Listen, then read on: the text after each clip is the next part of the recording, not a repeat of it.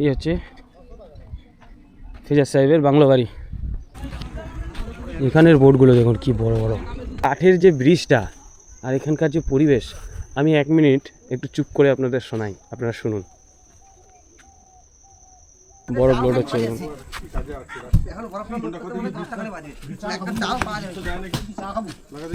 ভোলা মাছ তো দাদা, এগুলো আমুদি, এই যে ভোলা, এটা ভোলা মাছ।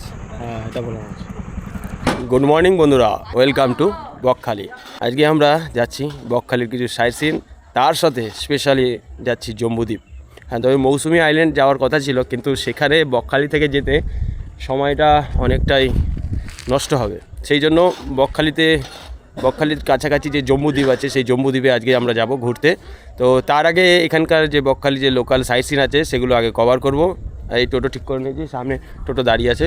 আজকে যে টোটোটা ঠিক করেছি আমরা এই জম্বুদ্বীপ প্লাস এই বকখালি সাইট সিনের জন্য, সেই টোটো দাদা হচ্ছে ইনি। দাদা, এখানে যে বকখালির সাইট সিনগুলো রয়েছে সেগুলো টোটাল প্যাকেজ কত করে পড়ে? রিজার্ভ 500 টাকা। 500 টাকার মধ্যে কি কি থাকবে? Benfish, Frasergunj, Henry island, eco park, Kargil sea beach. এগুলো জম্বুদ্বীপ গেলে এক্সট্রা 200 টাকা লাগবে, মানে টোটাল 700 টাকা। 700 টাকা টোটাল 700 টাকা। এটা টোটো স্ট্যান্ড থেকে, তোমাকে টোটো স্ট্যান্ড থেকেই করে দিয়েছে তাই তো? হ্যাঁ, টোটো স্ট্যান্ড ইউনিয়ন থেকেই এটা মানে রেট আছে। এবং বাদবাকিটা আপনার এই টোটো দাদার নাম্বার আপনাদের অবশ্যই দিয়ে দেবো। আপনারা যে কম বেশি ব্যাপারটা সেটা এই টোটো দাদার সাথে ফোন করে কথা বলে নেবেন। আমরা সবাই মিলে রওনা দিলাম বকখালির সাইট সিনের উদ্দেশ্যে।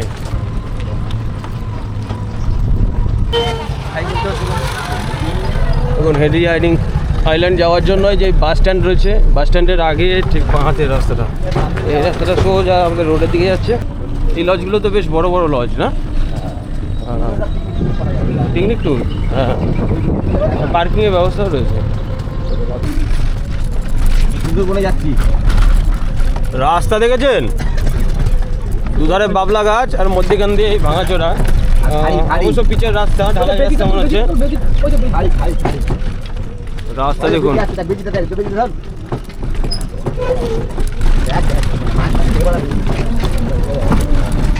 বকখালি থেকে হেনরি আইল্যান্ড পর্যন্ত যাওয়ার যে রাস্তাটা সবুজে গ্রাম্য বাংলার ওপর দিয়ে টোটোতে করে যেতে বেশ দারুণ লাগছে।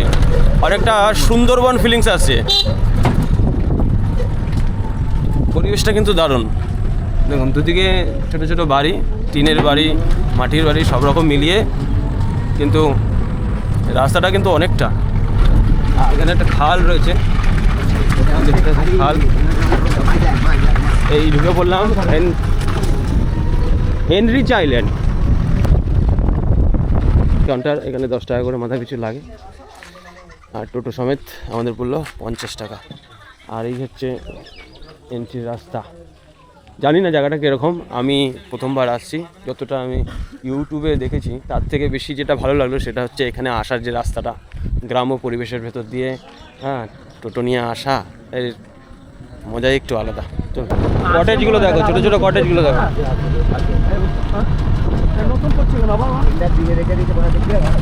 হেনরিচ আইল্যান্ড যাওয়ার জন্য এটা হচ্ছে পার্কিং, এর আগে গাড়ি যায় না। তো পার্কিংয়ে টোটো রেখে এবার আমাদের 2 পায়ে এগিয়ে যেতে হবে। হচ্ছে রাস্তা দেখাচ্ছি, হচ্ছে রাস্তা যাওয়ার, কতটা যেতে হবে এমনটা বলতে পারছি না, কিন্তু টোটো স্ট্যান্ড এটাই। এরপরে আর চাইলেও নিয়ে যেতে পারবেন না টোটোদের, কারণ তাদেরও একটা রেস্ট্রিকশান আছে, বাধা আছে। কিন্তু এই যে হাঁটা পথটা দারুণ লাগছে, কি মনে হচ্ছে কোনো একটা পাহাড়ি এলাকার কোনো একটা পার্কে এসেছি। হ্যাঁ, রাস্তাটাও খুব সুন্দর, দুদিকে এই জঙ্গল আর মধ্যেখান থেকে উঁচু, মানে রাস্তাটা উঁচু আর জঙ্গলগুলো আছে নিচে, পুরো সুন্দরবনের মতন একটা সবেদা গাছের মতন পাতাগুলো, কিন্তু সবেদা গাছ নয়। তো চলুন এবার আস্তে আস্তে এগিয়ে যাই। রাস্তাটা কিন্তু খুব সুন্দর রাস্তা, ওয়াও, পুরো সুন্দরবন দেখুন বন্ধুরা, পুরো সুন্দরবন। হ্যাঁ, হেনরিচ আইল্যান্ড যে এত সুন্দর হতে পারে, মানে সেখানে যাওয়ার রাস্তাটা, সেটা ভাবতেও পারিনি। দারুণ পরিবেশটা দেখুন, মনে হচ্ছে পুরো, আর কথাবার্তা না বললে ঝিঝি পোকার ডাক দারুণ লাগছে। শুনতে পাচ্ছেন?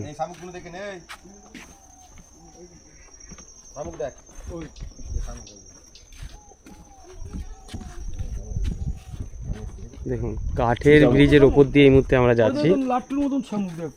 কোথায় এগুলো ও তো গাজর মাল। এই যে সেই গাছগুলো ম্যানগ্রোভ, বুঝতে পারছেন? সেই ম্যানগ্রোভ এখানেও আছে। আপনাদের দেখাচ্ছি ভালো করে দেখুন।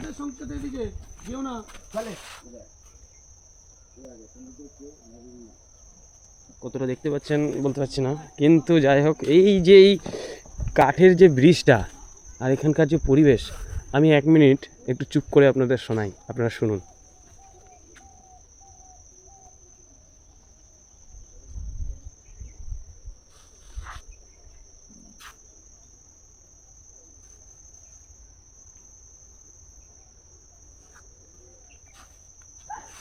কি দারুণ না বন্ধুরা? উফ, সত্যি খুব সুন্দর পরিবেশটা।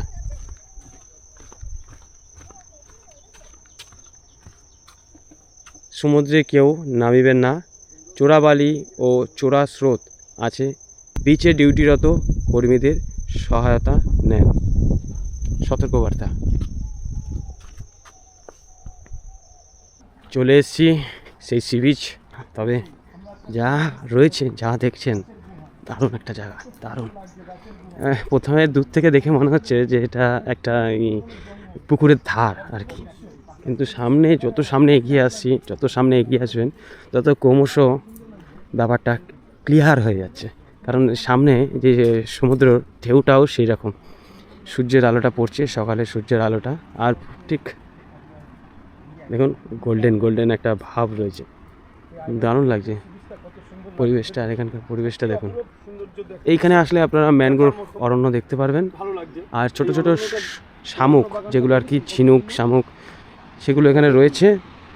আর সেটা অনেকটা দেখতে ওই মানে কি বলবো, একটু অন্য ধরনের দেখতে, গোল গোল বেঁকা তেরা শামুক এখানে রয়েছে। দেখুন পরিবেশটা দেখুন।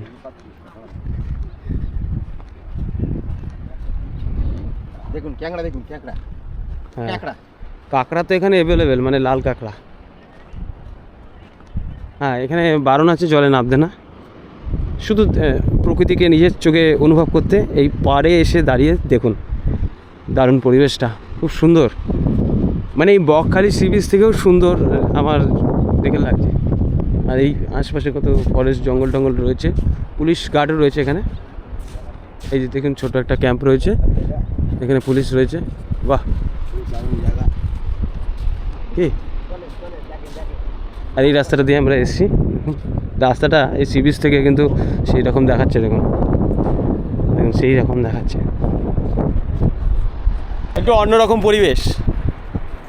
অনেক রকম সি বিচে ঘুরেছি, কিন্তু এই সি বিচটা একটু অন্যরকম, কারণ এর সাথে রয়েছে ফরেস্ট জঙ্গল। ফরেস্টটা অবশ্য সরকারের আন্ডারে রয়েছে, মানে এখানে এই ফরেস্টে আপনারা যদি চান, হেন্ডিচ আইল্যান্ডের এই ফরেস্টে রুম আছে, থাকার ব্যবস্থা রয়েছে, ক্যান্টিন রয়েছে, এছাড়া বোটিংয়ের ব্যবস্থাও রয়েছে। কিন্তু সে সমস্ত করতে হলে আগে আপনাকে কলকাতা বিকাশ ভবন থেকে বুক করতে হবে, অনলাইনে বা অফলাইনে। তাহলেই আপনারা এই যে হেনরিচ আইল্যান্ডের যে কটেজগুলো সেখানে থাকতে পারবেন। সব মিলিয়ে জায়গাটা খুব সুন্দর, পরিবেশটা একটা অন্যরকম অভিজ্ঞতা। হ্যাঁ, এখানে প্রত্যেকটা সি বিচ থেকে সমুদ্রে অনেকটা, মানে ল্যান্ড থেকে জল, মানে সমুদ্রের জল অনেকটা ডিস্টেন্স। দীঘাপুরীর মতো অত কাছে নয়, তবে এই পাঁচে যে আমার মন ছুঁয়ে নিয়েছে, ভালো লাগে, খুব সুন্দর লাগে, দারুণ একটা পরিবেশ।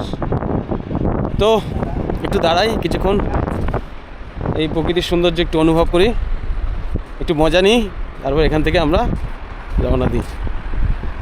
Golden water, Heinrich island.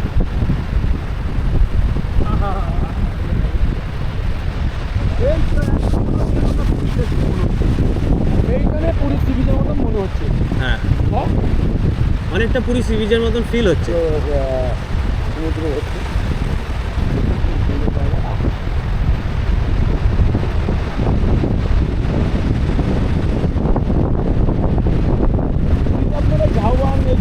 গাছটা পাবেন না, এই বকখালিতে এই গাছগুলো পাবেন। হ্যাঁ, এটা 3 মক্কেল, এই একটা কি হচ্ছে পেটাই পরোটা? আমি বসে তুই বসে কি হবে মেনু পেটাই পরোটা? এখানে কিছু পান না পান, সকালে পেটাই পরোটা পাবেনি। ঠিক আছে, চলুন সকালে টিফিনটা করে নিই। ঢাকাই পাউডার, এখানে ঢাকাই পাউডার পাওয়া যায়, বিখ্যাত ঢাকাই পাউডার। ঢাকাই পরোটা? হ্যাঁ, খেতে ভালো, নিরামিষ ঢাকাই পাউডার, মিষ্টির দোকানে নিরামিষ। পেছনে দেখতে পাচ্ছেন এটা হচ্ছে টোল ট্যাক্স, মানে টোটোর যে ট্যাক্স, মানে আমরা প্যাসেঞ্জার যারা যাচ্ছি মাথা পিছু 5 টাকা করে টোল ট্যাক্স নেয় এখানে। এছাড়া টোটোর জন্য 10 টাকা, টোটাল আমাদের নিল 30 টাকা ফ্রেজারগঞ্জ সি বিচ যাওয়ার জন্য। এটা কি মাছের আড়ত? এইদিকে মাছ আড়ত। আচ্ছা আচ্ছা আচ্ছা, মাছের আড়ত সব কাটা। ভেন্টিস্ট, বেন্টিসের এরিয়া, এটা মাছের আড়ত সব সব কাটা। এটা মাছের আড়ত না? এই যে কাঁচা সব আচ্ছা আচ্ছা আচ্ছা পুরোটা। আচ্ছা, বুঝতে পেরেছি। এখানে আসা মাত্র একটা গন্ধ পেলাম। তুলে নিয়ে সোজা চলে যাবে। আচ্ছা, জম্বুদ্বীপ যাওয়ার জন্য এখানেই পাওয়া যাবে। ফ্রেজারগঞ্জ ফিশিং হারবার হচ্ছে রাস্তা। এখানে আসার কারণ হচ্ছে আমরা যাব জম্বুদ্বীপ। সমস্যা হচ্ছে সেটা হচ্ছে যদি প্যাসেঞ্জার থাকে শেয়ারে তাহলে জম্বুদ্বীপে যাওয়া যাবে কম খরচে, আর যদি প্যাসেঞ্জার না থাকে তাহলে জম্বুদ্বীপে আমাদের পার্সোনালি বুকিং করতে হবে। তার ভাড়া কত সেটা অবশ্যই আপনাদের বলবো। এখান দিয়ে আর কি মাছ টাছ ধরে ট্রলারে করে মাছ টাছ তোলে, সব জেলে ভাইরা রয়েছে এখানে মাছ ধরে। হ্যাঁ, ট্রলার দেখুন কত বড় বড়।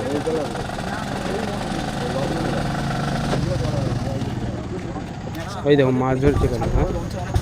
হ্যাঁ, এখানে মাছ ধরছে, মাছ ধরে তুলেছে আর কি জেলে ভাইরা। চলুন আপনাদের মাছ ধরা দেখাই। হ্যাঁ হ্যাঁ, দেখুন মাছ ধরে তুলছে। তোরা সব লাইন ধরে যাচ্ছ, তখন আমি তো ভাসান ছিলাম, ভাসান থেকে তারপর দিয়ে মাছ। ভোলা মাছ, ভোলা মাছ তো দাদা এগুলো? আমদি আমদি আমদি আমুদি, আমদি। এই যে ভোলা মাছ, এই যে ভোলা। এই যে ভোলা, এটা ভোলা মাছ। হ্যাঁ এটা ভোলা মাছ।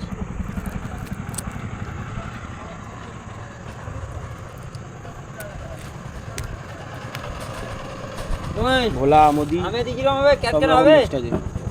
হবে ভালো তো, ভালো তো তাহলে। পাকড়াওয়ালা কি আছে? পাকড়াওয়ালা তোমরা সারা রাত জেগে মাছ ধরো না? ভোরবেলা গেছি, 5টার দিকে গেছি। ভোর 5টায় না এখানেও মাছ ধরেছিল। আচ্ছা ভাই ভাই নিলে পয়সা নেই, আমি ধরি কাকা তো দিতে পারে। কাকা, কাকা তো দেয়নি তো। কাকা 3 দিনে 60 দিয়েছে।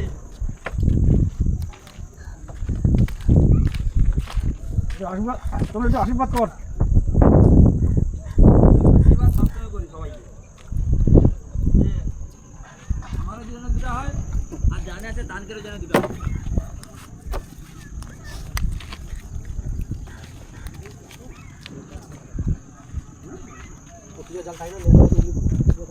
এরকম পরপর সব মাছ ধরছে।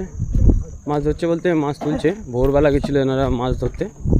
এই হচ্ছে মোহনা, ফ্রেজারগঞ্জ মোহনা, যেমনটা আর কি দীঘাতে রয়েছে ঠিক সেই রকমই একটা জায়গা। মাছ ধরছে, দেখুন দেখুন কত মাছ ধরছে।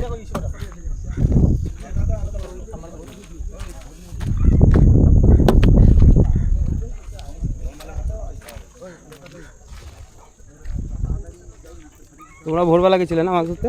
5টা 3টার সময় গেছি। তোমরা 3টের সময়?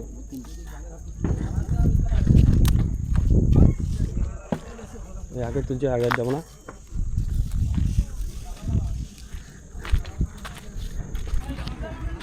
এখানের বোটগুলো দেখুন কি বড় বড়।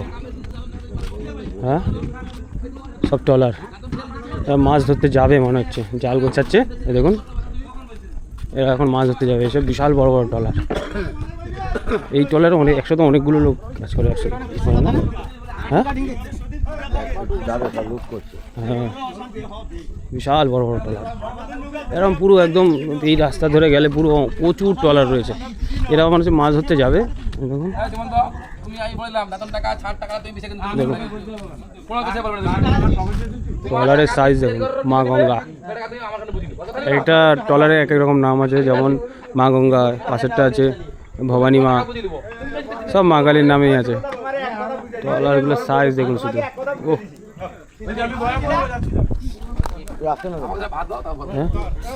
হ্যাঁ বরফ নিয়ে যাচ্ছে সাথে করে মাছ লোড হলো, এখন বেরোবে সবাই, এই বরফগুলো নিয়ে যাবে। ওই একদিন দুদিনের গল্প আছে, দেখুন কেমন লোড করেছে জাল, দেখুন এমন কাজ হচ্ছে দাঁত লড়ে মুখ লড়ে দেখুন কিরকম লোড করেছে জাল, দেখুন আর মাই দিবি পুরো বোট ভর্তি করে নিয়ে যাবে, নৌকো পুরো ভর্তি হবে জাল এদের।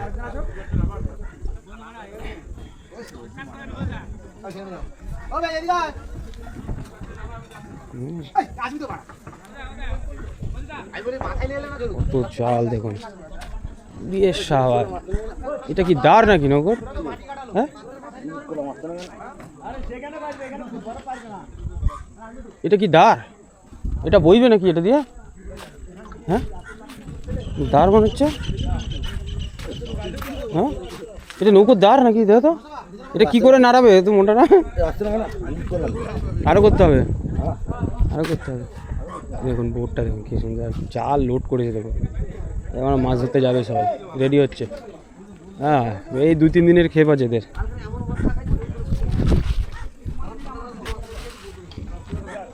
দু তিন দিনের গল্প আছে, এরা বেরাবে 2-3 দিন পর আসবে একেবারে।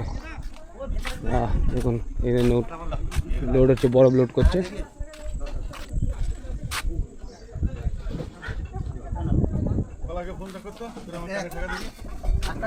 বরফ লোড হচ্ছে দেখুন।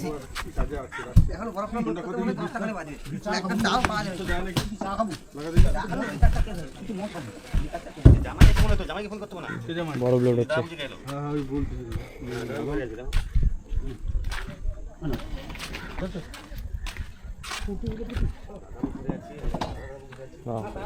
এই দেখুন জাল লোড করছে, দেখাই জাল লোড করছে নৌকোতে।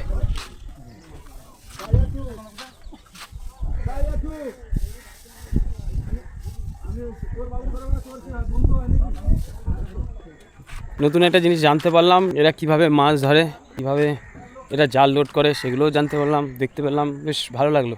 পরিবেশটা একটু অন্যরকম।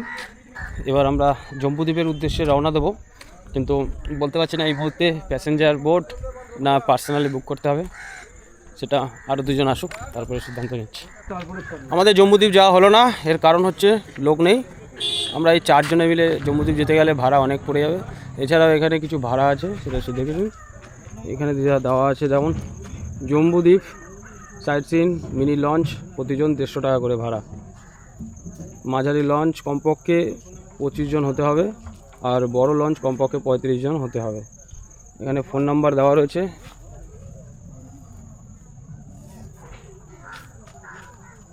ঠিক আছে, ওকে চলুন যাই। জম্বুদ্বীপ যেতে পারলাম না, আর জম্বুদ্বীপ যেতে হলে শুক্র শনি রবি এই 3 দিনই বলে লোক হয়, তাই তো দাদা?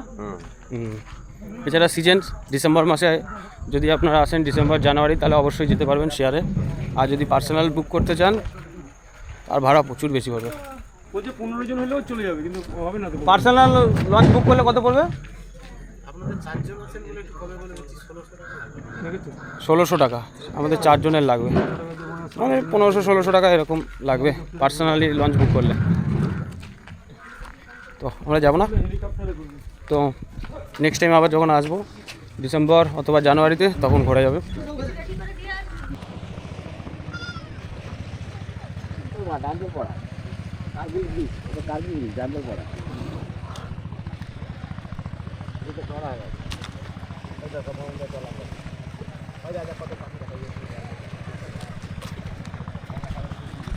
এটা হচ্ছে কার্গিল সি বিচ।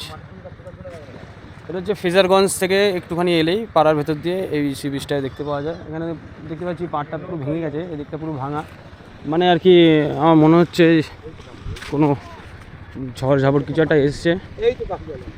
কিন্তু কার্গিল সি বিচের নাম কেন এটা বলতে পারছি না, কিন্তু তো ভেঙে গেছে মনে হচ্ছে। এদিকে পাড়টা দেখুন, এইখানে সমুদ্র সৈকতের মধ্যে প্রচুর ফিশিং বোট দেখতে পাবেন, প্রচুর ফিশিং বোট ভর্তি আছে। আর বোল্ডারগুলো রেখে দিয়েছে যাতে এই পাড়গুলো না পরবর্তীকালে মানে সমুদ্রের ঝাপটা না ভেঙে যায়। এখানকার সমুদ্র একটু শান্তশিষ্ট, মানে খুবই শান্ত একটু সমুদ্র, মানে ঢেউয়ের কোনো দাপটই নেই, একদম হালকা, মানে কোনো রকম আর কি আসতে হবে ঢেউটা, তাই এসে পারে ধাক্কা মেরে যাচ্ছে এই আর কি, নাহলে লোকে অসম্মান করতে পারে তো, যে এটা কী সমুদ্র যার কোনো ঢেউ নেই। চলে এসেছি ফেজারগঞ্জ, ফেজার সাহেবের বাংলো বাড়ির সামনে। তো তার সামনে রয়েছে একটা গঙ্গা মন্দির, চলুন এটাকে দেখি হালকা করে। এই হচ্ছে সেই গঙ্গা মন্দির।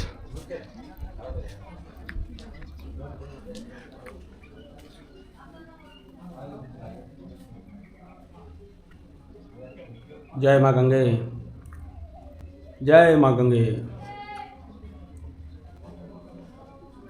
এটা হচ্ছে গঙ্গা মায়ের মন্দির। চলুন এবার আমরা সেই ফেজার সাহেবের বাংলো বাড়ি দেখে আসি, সাথে সি বিচও রয়েছে, সেটাও দেখব। চলুন।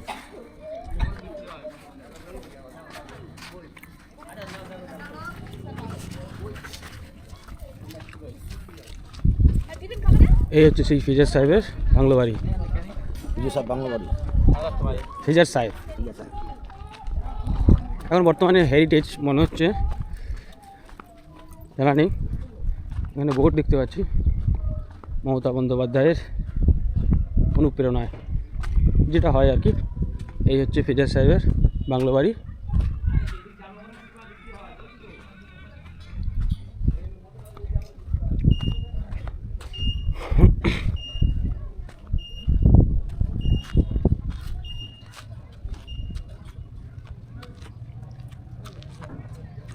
এখানে সবই তো দেখছি বাদ দিয়েছে, মানে আগে এই জায়গা পর্যন্ত সমুদ্রের ঢেউটা আসতো, মানে সমুদ্রের জল আসতো। এখন এই জায়গায় যে বাঁধটা দেখতে পাচ্ছেন, এই বাঁধটা দেওয়া হয়েছে যাতে এগুলো আর ভেঙে না যায়, যেন এটাকে বাঁচিয়ে রাখা যায় কোনো রকমভাবে। ফেজার সাহেবের বাংলো বাড়ি, বুঝতে পারছেন তো, পুরোটা বাদ দিয়েছে। এখন প্রায় বাদ দিয়েছে বছর দুয়েক তো হবেই, দেখে যেটুকু মনে হচ্ছে।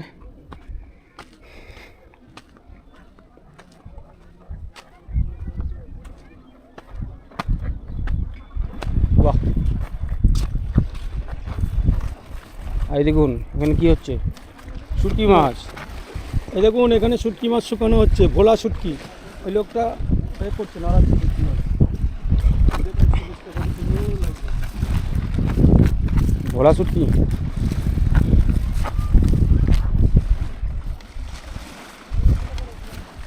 শুটকি মাছ শুকাচ্ছে।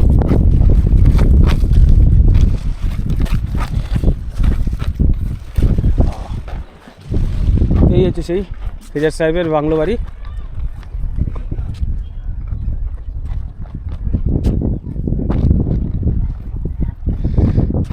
আগে এখানে জলটা লাগলো, আমি যেরকম ভিডিওতে দেখেছিলাম আর কি, বা ফটোতে দেখেছিলাম, সমুদ্রের জলটা এসে ধাক্কা মারছে এই ফেজার সাহেবের বাংলো বাড়িতে, কিন্তু বর্তমানে এই বাঁধটা দেওয়াতে আর সেখান পর্যন্ত জলটা যায় না, দেখতে পাচ্ছেন এই বাঁধ।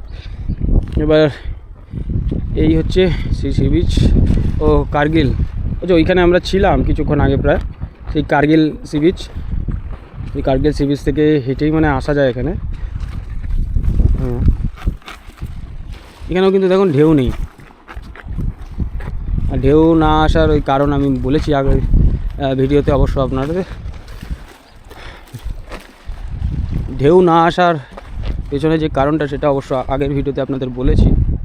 কারণ এখানে মধ্যেখানে জম্বুদ্বীপ আছে, মৌসুমী আইল্যান্ড আছে, তো সেই সমস্ত দ্বীপগুলোতে যখনই সমুদ্রের জলের এসে ঢেউ এসে ধাক্কা মারে তখন ঢেউটাকে ভেঙে দেয়, অর্থাৎ দূর থেকে যে ভয়ানক ঢেউটা আছে সেটা আসে না, এরকম আস্তে আস্তে আস্তে আস্তে আস্তে আস্তে মিলে যায়।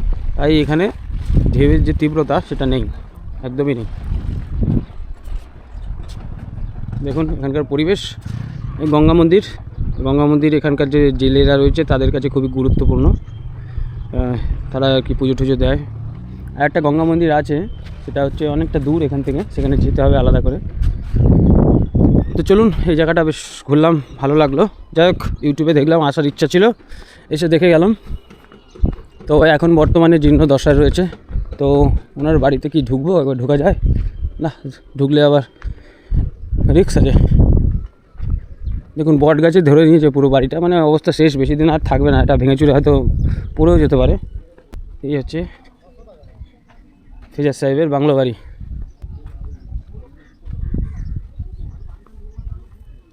খুব খারাপ অবস্থা, ভেঙে চলে গেছে। এটার ভেতরটা যাওয়ার ঠিক হবে না, দেখুন ভেঙে চলে গেছে। উপরটা ছাদের অবস্থা খুবই খারাপ, যখন তখন আর কি ভেঙে যেতে পারে।